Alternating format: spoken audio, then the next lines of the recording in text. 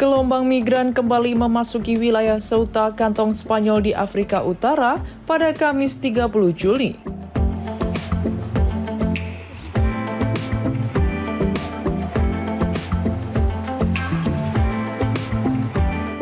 Ribuan orang dilaporkan menyeberang dari wilayah Maroko melalui laut maupun pagar perbatasan, sehingga aparat keamanan kewalahan mengendalikan situasi.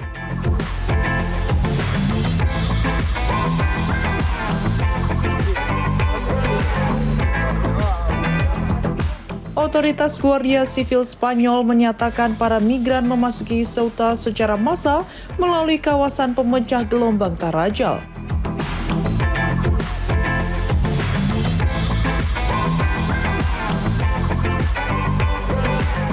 Hingga kini, pihak berwenang belum dapat memastikan jumlah pasti migran yang berhasil menyeberang.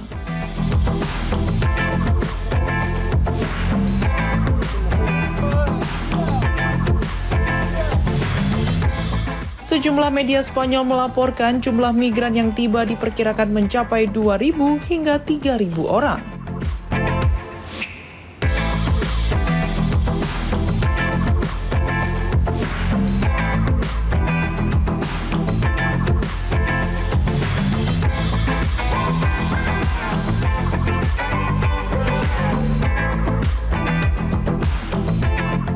Selain berenang, melintasi perairan perbatasan menggunakan ban pelampung dan alat apung sederhana, sebagian lainnya dilaporkan berhasil memasuki Ceuta dengan memanjat pagar pembatas yang memisahkan wilayah Spanyol dan Maroko.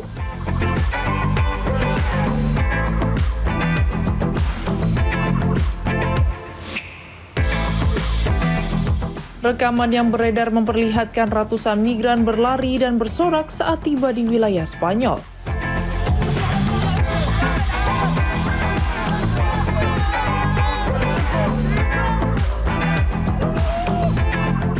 Beberapa di antaranya bahkan meneriakkan hidup Spanyol setelah berhasil melewati perbatasan.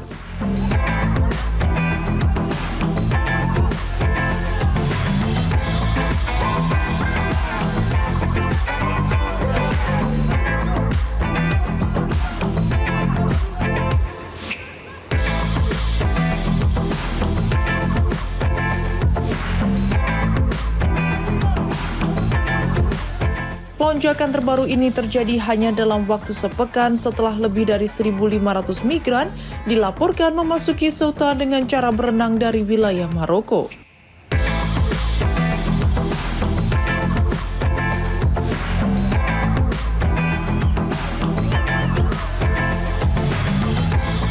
Arus kedatangan yang terus meningkat membuat pemerintah daerah meminta dukungan lebih besar dari pemerintah pusat.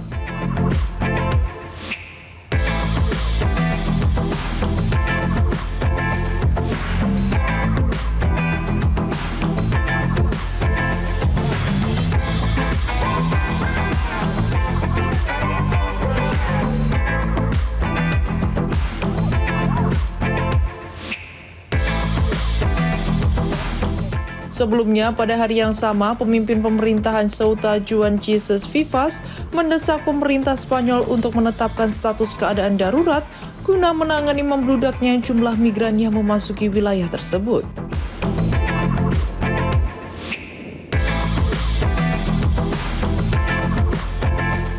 Ceuta bersama kota otonom Melilla merupakan satu-satunya wilayah Uni Eropa yang memiliki perbatasan darat langsung dengan Afrika.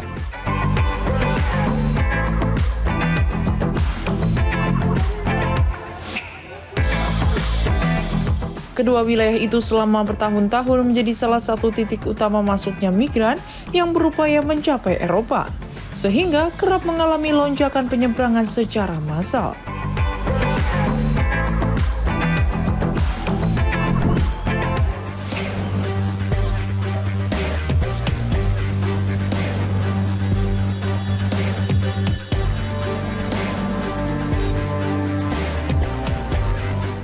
Presiden Amerika Serikat Donald Trump kini mempertimbangkan opsi untuk melancarkan serangan udara intensif selama 10 hingga 14 hari terhadap Iran.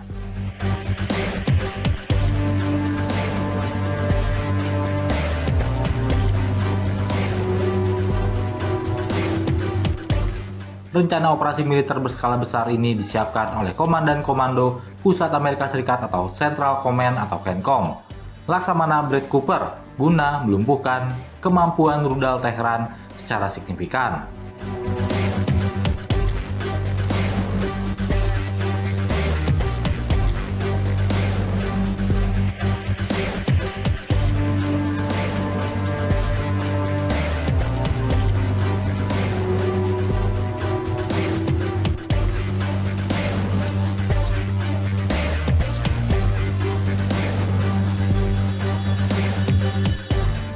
Rencana itu disusun setelah Iran melancarkan serangan rudal mendadak ke pasukan Amerika Serikat di Yordania pada Selasa 28 Juli 2026.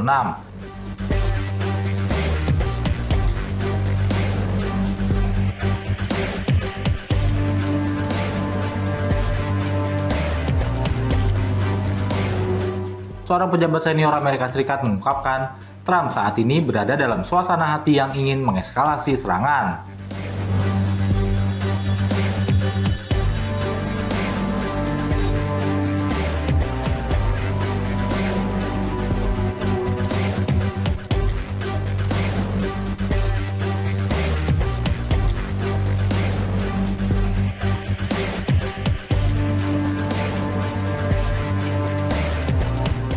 Meski demikian, Trump masih mempertimbangkan seberapa jauh respons militer yang akan diambil, sebagaimana dilansir Wall Street Journal Rabu 29 Juli 2026.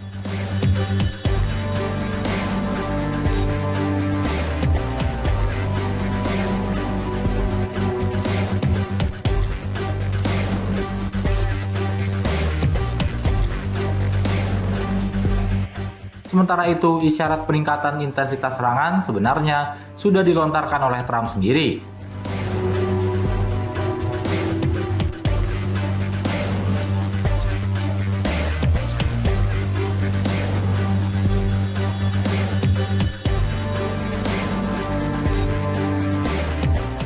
Kendati demikian, Trump belum merinci rincian teknis serangan dan tetap membuka celah untuk jalur diplomasi.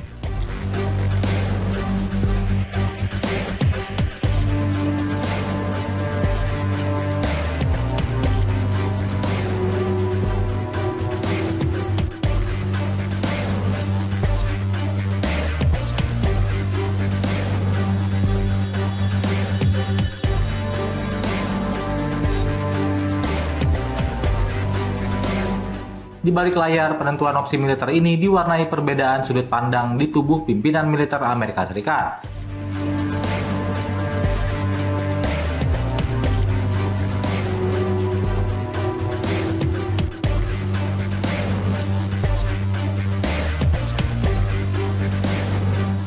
Laksamana Brad Cooper pun mendorong pendekatan agresif untuk memecah kebuntuan.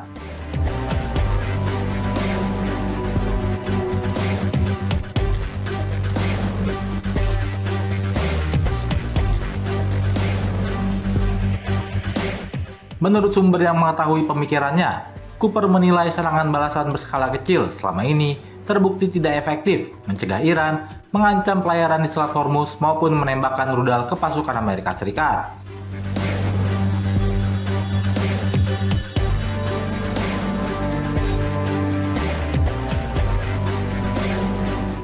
Cooper berargumen bahwa serangan udara yang intensif akan merusak basis rudal Iran secara masif.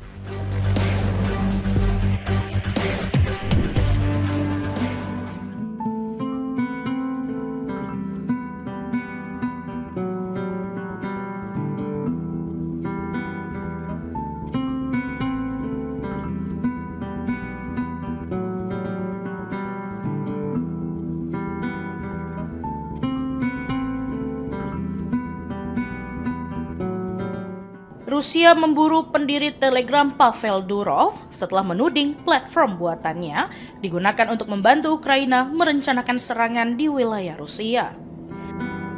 Telegram News, так что ты там подключу.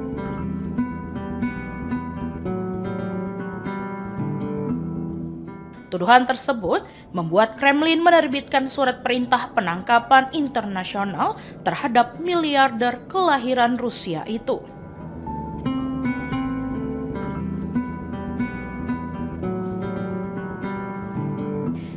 Dinas Keamanan Federal Rusia atau FSB menyatakan Durov didakwa karena Telegram dinilai tidak menutup sejumlah kanal komunikasi yang diklaim dimanfaatkan Dinas Intelijen Ukraina serta kelompok yang disebut Rusia sebagai organisasi teroris dan ekstremis.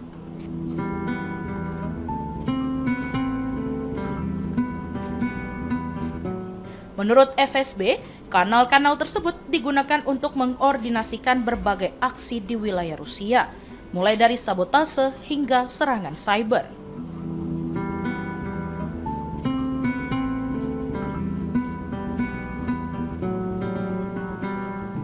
Hingga kini, Durov maupun pihak Telegram belum memberikan tanggapan resmi atas dakwaan tersebut.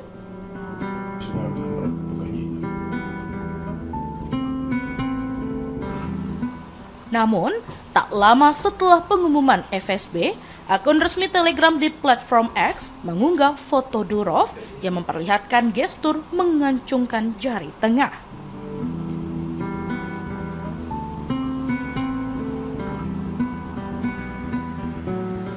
Rusia juga belum membeberkan bukti yang mendukung tuduhannya kepada publik.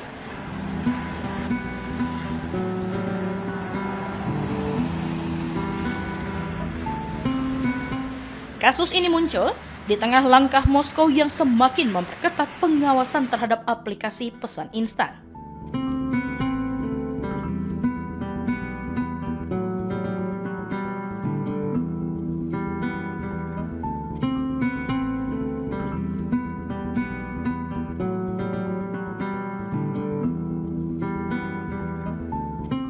Pemerintah Rusia belakangan mendorong penggunaan layanan pesan buatan dalam negeri, sekaligus meningkatkan pembatasan terhadap sejumlah platform asing termasuk Telegram.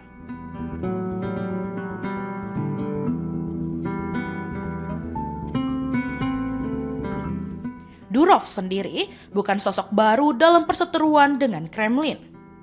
Pada 2014, ia mengaku menolak permintaan pemerintah Rusia untuk menyerahkan data akun aktivis pro-demokrasi Ukraina.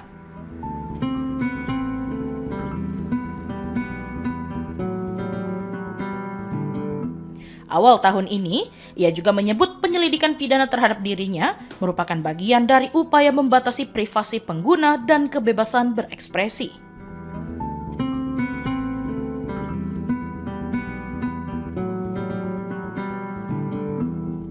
Selain menghadapi dakwaan dari Rusia, Durov juga masih menjalani proses hukum di Prancis terkait dugaan Telegram tidak cukup aktif menangani aktivitas kriminal di platform Ritek.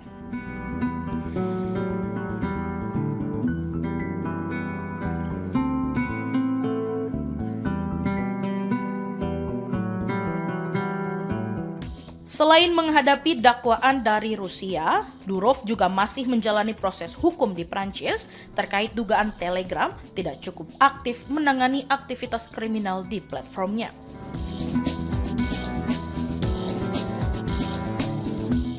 Tuduhan tersebut telah dibantah oleh Durov.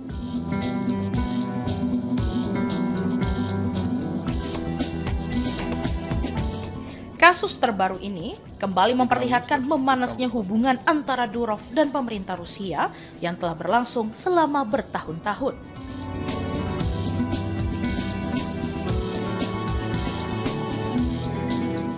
Sementara itu, hingga kini Telegram masih belum memberikan pernyataan resmi terkait surat perintah penangkapan.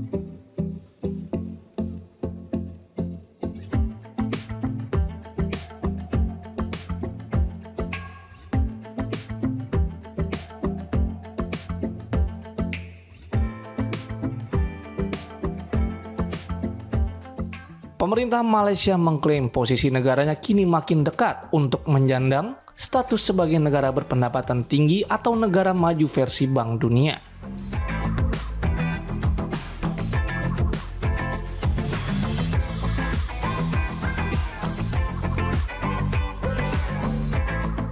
Saat ini, pendapatan nasional negeri jiran tersebut dicatat hanya berselisih tipis, yakni sekitar 7,1% dari ambang batas minimum yang disyaratkan.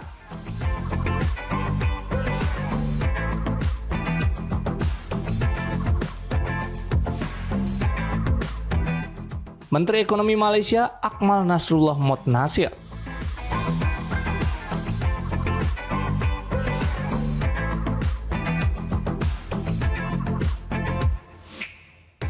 Menyampaikan bahwa capaian positif ini ditopang oleh laju pertumbuhan ekonomi yang cukup impresif, sebesar 5,8% pada kuartal kedua tahun 2026.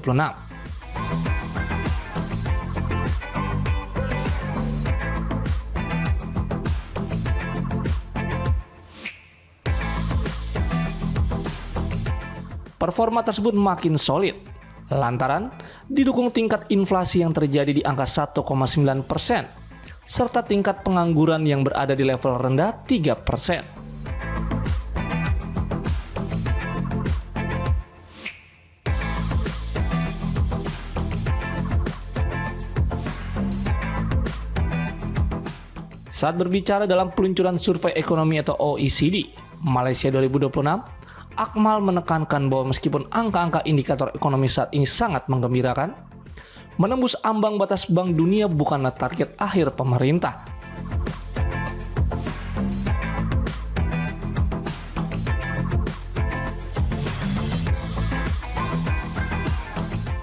Fokus utama yang ingin dicapai adalah memastikan pertumbuhan ekonomi tersebut benar-benar berdampak nyata pada kenaikan upah, penciptaan lapangan kerja berkualitas, serta penguatan daya beli masyarakat.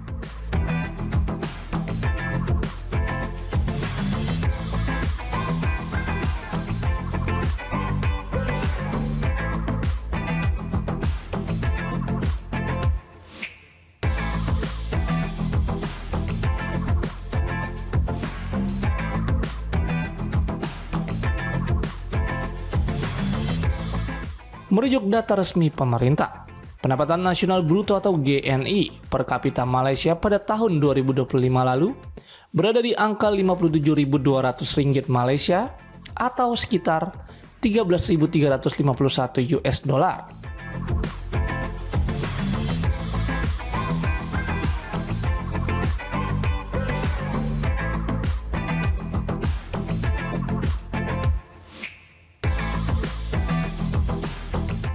Angka tersebut memang masih berada sedikit di bawah standar negara berpendapatan tinggi yang ditetapkan Bank Dunia, yakni sebesar 14.375 US dollar.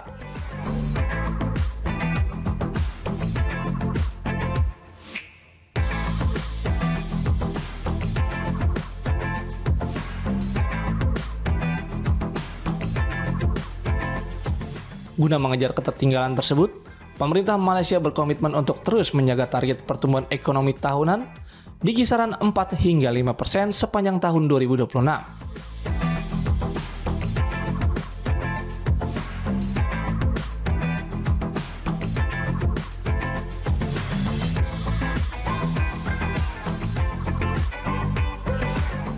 Strategi ini bakal ditopang oleh kuatnya permintaan domestik, aliran investasi swasta, kinerja ekspor, serta akselerasi di sektor-sektor berbasis teknologi tinggi, seperti industri semikonduktor dan pusat data atau data center.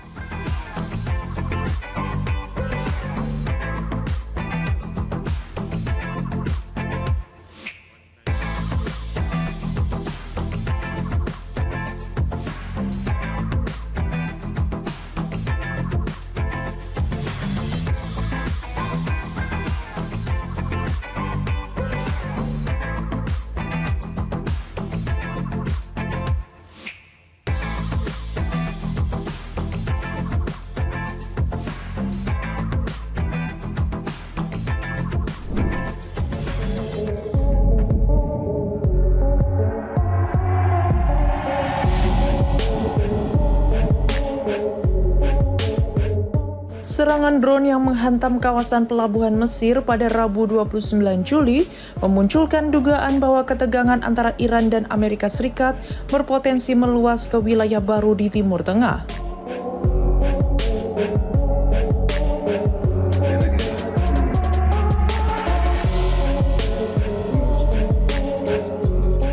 Hingga kini belum ada pihak yang menyatakan bertanggung jawab atas insiden tersebut, dan tidak dilaporkan adanya korban jiwa maupun korban luka.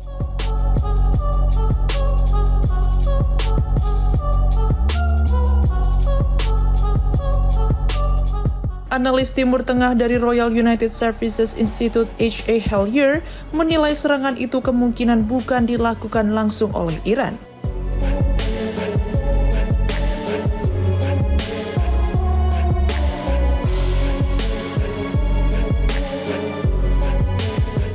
Menurutnya, aksi tersebut bisa saja melibatkan kelompok-kelompok bersenjata yang memiliki hubungan dengan Teheran sebagai cara untuk menunjukkan bahwa Iran masih memiliki kemampuan memperluas tekanan melalui jaringan sekutunya di kawasan.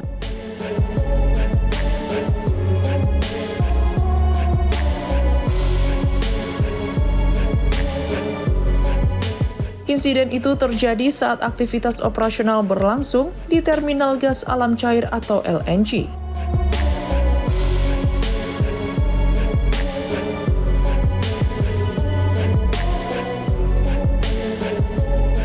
Berdasarkan penilaian awal perusahaan keamanan maritim Embry, sasaran serangan diduga merupakan fasilitas penyimpanan LNG terapung yang dimiliki dan dioperasikan perusahaan Amerika Serikat dengan bendera Kepulauan Marshall.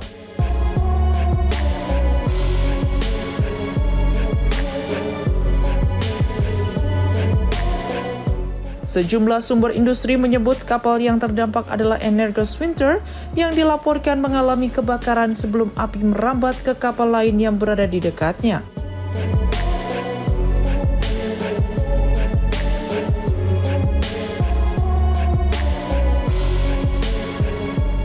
Peristiwa tersebut menjadi perhatian karena untuk pertama kalinya Mesir terdampak secara langsung oleh konflik yang sebelumnya berpusat pada Iran, Amerika Serikat, dan Israel.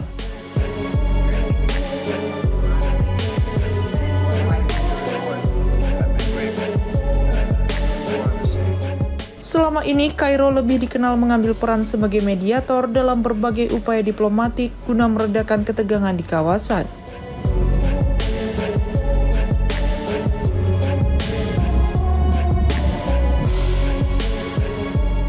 Di tengah konflik yang berlangsung, Mesir secara konsisten mengecam serangan terhadap negara-negara Teluk, namun juga menyerukan agar perang segera dihentikan melalui jalur diplomasi.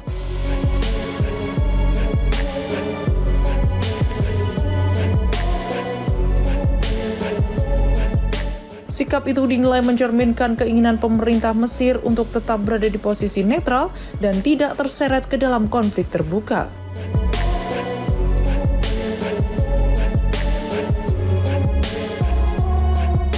Meski demikian, Hellier memperkirakan Mesir tidak akan merespons insiden tersebut dengan langkah militer.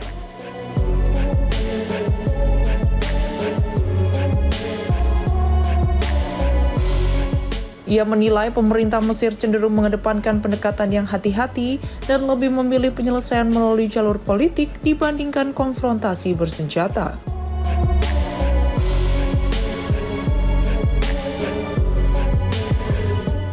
Hubungan Mesir dan Iran sendiri telah lama mengalami pasang surut sejak revolusi Iran 1979.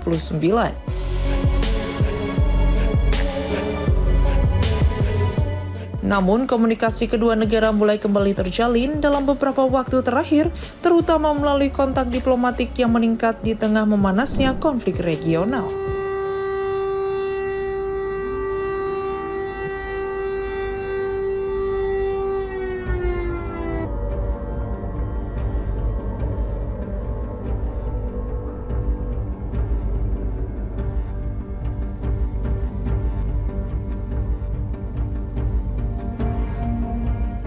Rusia kembali melancarkan serangan besar-besaran ke Ukraina dengan menyasar pangkalan udara, fasilitas industri pertahanan, hingga pusat logistik.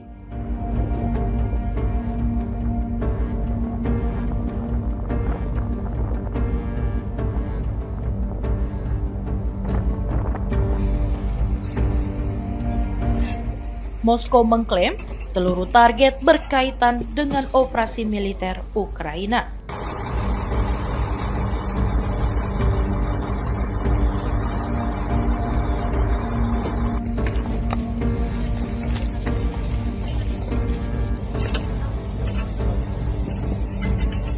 Kementerian Pertahanan Rusia menyebut serangan menghantam sejumlah wilayah termasuk Kiev dan Lviv.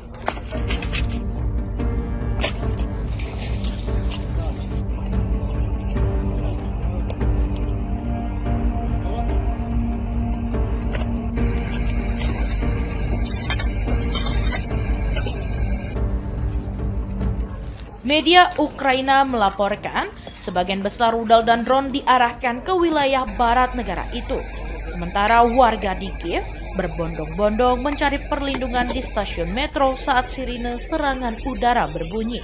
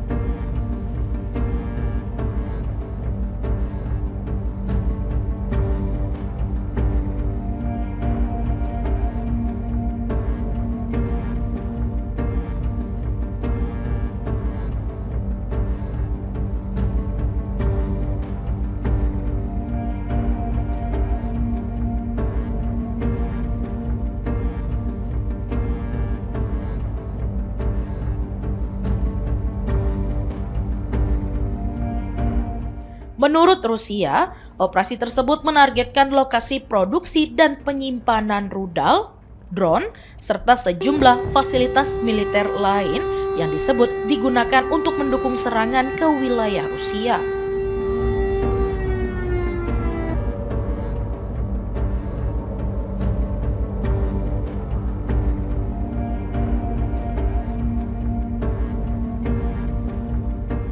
Moskow juga mengklaim 3 kapal yang diduga mengangkut perlengkapan militer ikut menjadi sasaran.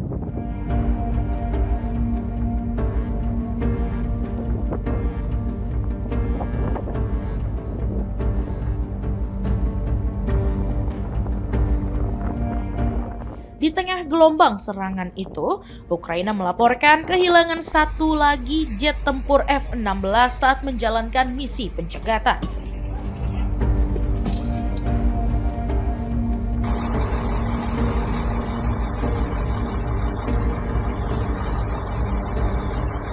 Pilot pesawat dilaporkan berhasil menyelamatkan diri setelah melontarkan diri sebelum pesawat jatuh.